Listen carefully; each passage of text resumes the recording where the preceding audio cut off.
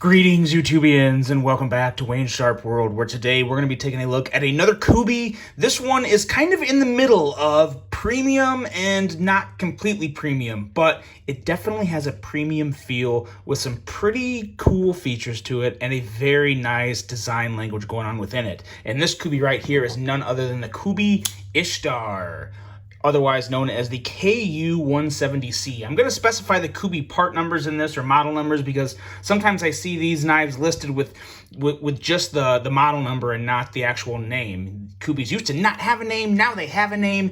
This is the Ishtar. I think I've made that clear enough. And let's get on with this review. Before I get too deep into this review, though, I want to thank you guys for tuning in. If you like what you see, please do me a huge favor. Hit that subscribe button, follow along, and I will continue to bring you the content. Now let's take a look at some overall specs on this very interesting knife right here. We have an overall length of 7.87 inches, with the blade length coming in at 3.54 inches, and a blade width of 980 thousandths at the widest point. We have a blade thickness of 120 thousandths, and a blade material of AUS 10A. So as you guys can see, that's kind of where... or I'm sorry, just AUS 10. I don't know where I got that extra A from, but AUS 10 steel. This is kind of where there's a little divide between a premium tag and a, more just average tag. And we'll talk on the premium here in just a second. But AUS 10, it's a pretty good steel. It's nothing. It's by no means a super steel. It's more of a mid-range steel, but it has some pretty good benefits. Pretty stainless. Relatively tough steel that takes an okay edge. To be honest, I don't have a lot of knives with AUS 10 outside of, I think, a couple cold steels. So if anyone knows more about AUS 10, please, by all means, drop your knowledge in the comments. I would love to hear more about AUS 10. I tried to do some research before this review, and I found a lot of conflicting opinions. So throwing it out to you guys. Let me know what you think of AUS 10 and how it performs. Now, the blade style on this is listed as a straight back, but I am pretty confident this would be considered a Persian by most, since it has kind of a sweeping tip in the back. As you can see there, the tip sweeps back above the spine of the handle, so I would consider that a Persian. Again, if I'm wrong, correct me in the comments. But we have a flat grind, a handle length of 4.33 inches with a handle thickness coming in at 480 thousandths. We have a handle width of about 687 thousandths, and I measured that right here where it kind of peaks, so just a little point of reference. We have the handle material. This is where you get back more into the premium side of things. These are full titanium handles, and I gotta say, there's a lot of really interesting good things going on with this handle that we'll talk about when we get to that portion of the review. We have a frame lock locking mechanism, a user of a right hand only tip up carry, a weight coming in at, for the size of this knife, a very reasonable 3.67 ounces. Considering this is all titanium, 3.67 ounces for a 7.87 inch knife is really not that bad at all, in my opinion. Now, this is designed by a gentleman by the name of Max Tkachuk. The last name is spelled T-K-A-C-H-U-K. I apologize if I mispronounced that. I'm assuming it is some type of European spelling, but Max Tkachuk, something like that. Anyway, I think he really killed this design. I was surprised and kind of I don't know, set aside by this design, because normally designs like this, they're not the first things that really pop out to me. But yeah, there's some good things done here, and we'll talk about that here in just a second. Now, the price, this guy's coming in at $125, but with my code WSW20, that's all that information will be below in the description of this video, along with a link that'll take you to purchase this knife if you want to pick one up. It's going to come in at $100. So $100 for a full titanium handle in AUS 10, that's pretty good. That's not terrible. And the quality and the action on this, in my opinion, completely justifies it. And I'm going to show you all that here in just a second. Another quick note regarding my discount code with Kubey.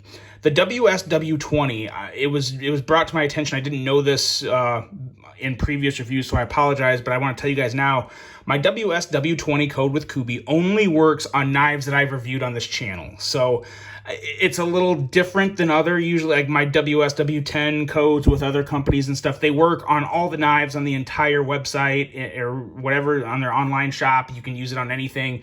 With Kubey, you can only use it on the knives I review. So it is what it is, but I need to let you guys know that because I think someone tried to use that code to buy a knife that I hadn't reviewed from Kubey and they couldn't, it wasn't working. So please take that and note it, and yeah, just is what it is, but that's that. Now let's take a look at some size comparisons. We're already 5 minutes into this video. Boy, oh boy, let's do size comparisons and get the show on the road. We're going to compare this with a couple that I don't really have a lot of Persians or quite as curvy knives, but I do have the Civivi Imperium, which I think will, in terms of length, yeah, in terms of length, it measures up pretty darn well. And then let's also bring in one more Civivi. Let's go with the Civivi Brazen. And as you can see, it comes in right around the length of both of these knives, just a hair shorter than the Brazen and a hair longer than the Imperium.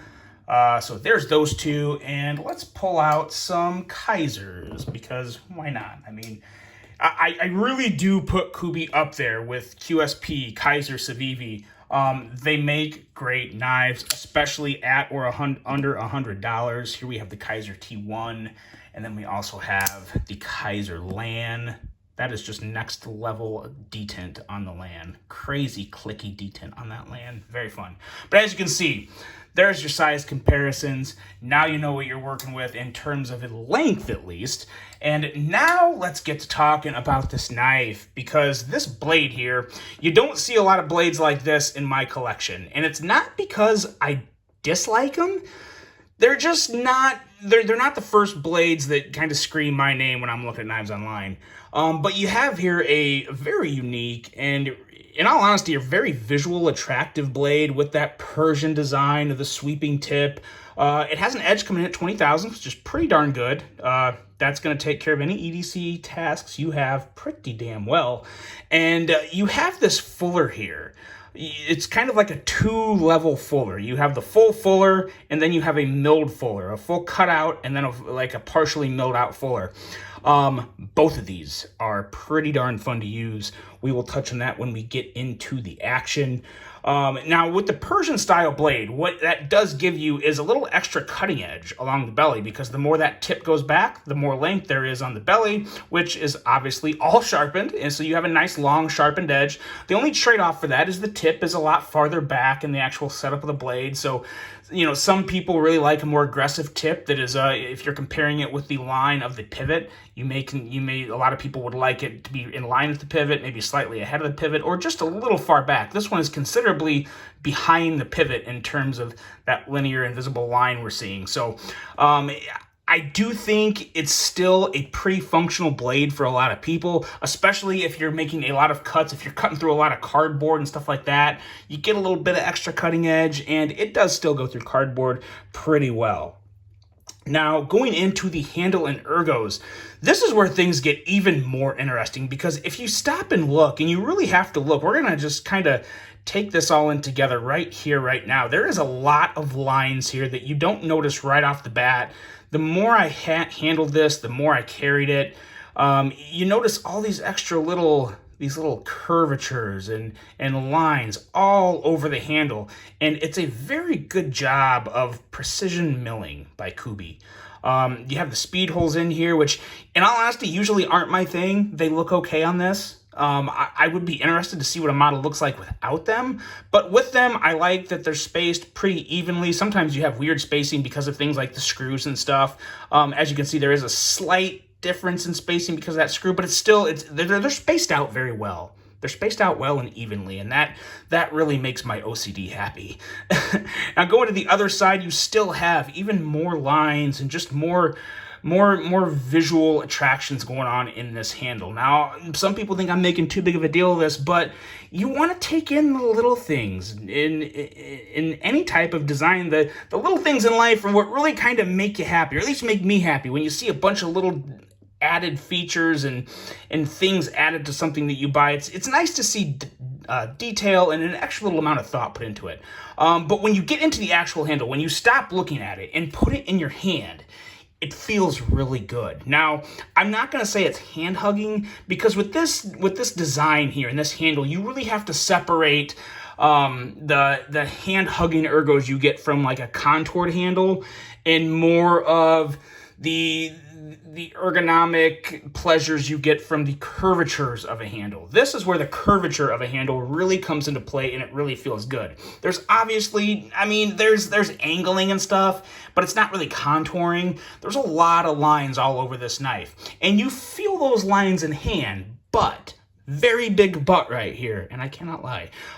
It feels good in hand still. You feel the lines, but they're not hot spots. It feels fine. And the curvature of the handle really does just put this knife in your hand, and even though there's no real milling on the titanium, it's in your hand. It's locked in pretty solid. Like, I don't have any concerns of this knife getting slippery in my hands whatsoever. It also has very nice jipping up on the spine, and it also feels very good in this reverse grip where it is locked in super secure with that frame lock that actually has an extremely good lockup, probably 50% lockup, which some people might say that's too much lockup, whatever. I think it's perfect lockup.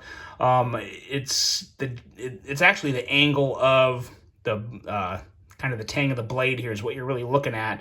And time will tell how well that holds up. I have never in my life had an issue with the frame lock pushing all the way over to one side.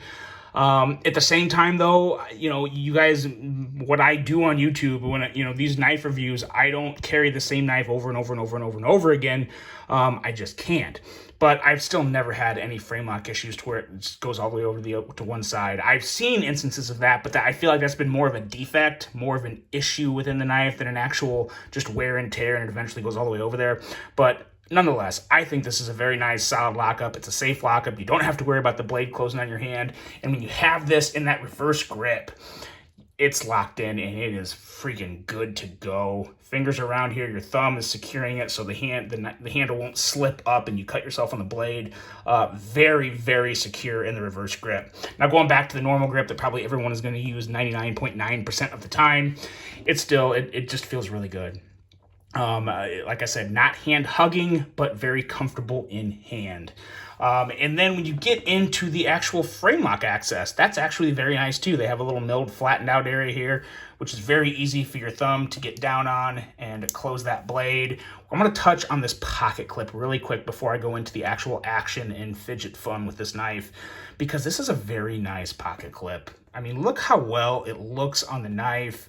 The only thing that I would have liked to see is maybe a little more chamfering and rounding, or maybe even like just almost contouring the clip would really help. Now, this clip is by no means any hotspot whatsoever. It actually feels very good because there's no real point up here. Everything's smoothed out well. But the only way this could get any better is if it was maybe a contoured clip. But at the same time, for the amount of extra time and cost that may add to the knife, I wouldn't say it's needed. It was just a thought that came to mind while I was holding this in hand, but still no issues with the feeling of this clip in hand. Feels good, works fantastic. I like the little ball milling there that pulls down and it pushes down on the solid part of the handle and not the frame lock, which is nice in my opinion, because sometimes if they put it on the actual frame lock and then you open the knife, sometimes there's a little gap left in there and it clicks on you. So I'm really happy with that. It looks good and it carries pretty darn deep. I mean, we're talking that much of the knife sticking out of your pocket, so no real issue there for me. That's plenty good to go. And now let's talk about this action, because this knife here, there's a lot of huge hits, and in my opinion, there's one little miss, but you can still kind of pull it off, if you guys probably know what I'm getting at. But first, let's talk about this fuller area. Now, actually, you know what? No, let's talk about what I think was missed first. I think the one thing that was missed with this knife that could have only made it better is if they just knocked off a little bit of the top of that handle and make it a front flipper, because this thing is begging to have a front flipper as a true form of deployment. It's just perfect. It sits in your hands well. I can see myself doing it, and it would feel great if you just made that possible there. Now, even though it is the way it is, you can still, like I said, You can still front flip it, but it's not designed to be a front flipper. You just happen to be able to do that. So it's not something you'll probably want to fidget with all the time doing that, because it does kind of, you feel it on your thumb, because it's kind of like doing it on the Shaman. It takes a little more extra push and effort to get it kicked out, since it's not originally designed to do that, but you can front flip it. But I really wish they would kind of maybe knock that back there a little to make it a very easy front flipper and very fidget friendly front flipper. Now, even though it's not designed to be a front flipper, this is still a very, very, very fidget friendly knife, all because of this fuller. The cutout area as well as the partially milled area of this fuller. First, let's talk about the partially milled out area, because I just noticed this recently. You can't really get, especially me, like, take a look at this. I got a little nervous yesterday. I got bored / nervous / whatever, and kind of went to town on my fingernails. So I have no nails on my middle finger, but that don't matter, because you can still, well, you can still middle finger flick it with your middle finger. You just have to get it in there, and of course, hold on. I have to dry my hands off. They got just a little sweaty while I was doing all the handling of the knife there. Okay, so now we got it here, and we're just gonna kick it out just like that. And that actually is very fun to do, just as is. And I'm really just putting my middle finger right here and just kind of kicking it out like that. So that right there is very fun to do. But then you have the cutout where you can actually put your middle finger in it and kick it out much, much easier. You don't have to worry about your finger being dry or not as sweaty, because it's just perfect to kick it out with your middle finger. Now, there's one other way to deploy this blade that I enjoy most, and it's a very, very easy, smooth transition from deploying the blade to having it in your hand, and that is the index finger. Because when you're holding this guy in hand, you have the clip that feels very, very nice, and your index finger's already right there. So you have it in hand, and you just, of course, I have done this literally a million times, and now I look like a drunk fool trying to handle this knife. And I am not drunk. I am completely fine. Just getting a little carried away in this review, because this knife kind of makes me excited. But anyway, okay, in hand, kick it out, and boom, just like that. It's very easy. You don't have to move it around a lot in your hand. You pretty much have your fingers everywhere they need to be. Just kick it out, and it's good to go. It's a very quick transition from deployment to comfortably and safely in hand, and it's so good. It's so good. That's definitely my favorite way to deploy this knife, and it's just like, it almost feels like one whole process. Like, you just kick it out and it's in, just like that. It's good. Guys, this one really surprised me, and I'm starting to realize with designs like this, I used to think designs like this weren't for me, like I didn't like them. But what I'm noticing, and this definitely is kind of opening my eyes to all the designs out there, I'm really happy about that. I am much more attracted and satisfied by designs that are just executed right. Sometimes it doesn't even matter what they look like, as long as they work. Some would consider this kind of an out there design, but darn it, I cannot deny the fact that I really like this knife. And I wouldn't have said that a year and a half ago. I wouldn't have said that. I honestly wouldn't have, but it's just executed to almost perfection. In my opinion, you give it a little area up there for a true front flipper, and there's not much I'd change about this knife. There's really not. It's very visually attractive from just about every angle out there. It feels good in hand. I think it's a knife that would be good for small and big and all sizes of hands, and it's just a winner. It really is, especially at $100 for this level of fidget factor, for the, like I said, attention to detail and correct execution of the overall design. Max and Kubey did a fantastic job on this, and it is one that the more I keep it, this one's going to stay around for a while. This one is really going to stay around for a while, and it's even going to find a spot in one of my Pelican boxes, because it really is that good. Really, really enjoy it. For $100, it's definitely one of the more unique, fidget-friendly offers out there from any company, and just a really good execution from Kubey. So that's it, guys. This is the Kubey Ishtar. Let me know what you think of it. It's going to be linked below for purchase. Be sure to use that code WSW20. Save yourself 20% and get this knife for $100. Now it's your turn. Let me know what you think of this. These designs are a little more out there. Who enjoys a Persian blade? Who enjoys the speed holes on the handle and the wavy design? This one really was a pretty big hit for me. I enjoyed it. I hope you guys enjoyed this one. I hope you have a great rest of your day. And until the next one, I'm out.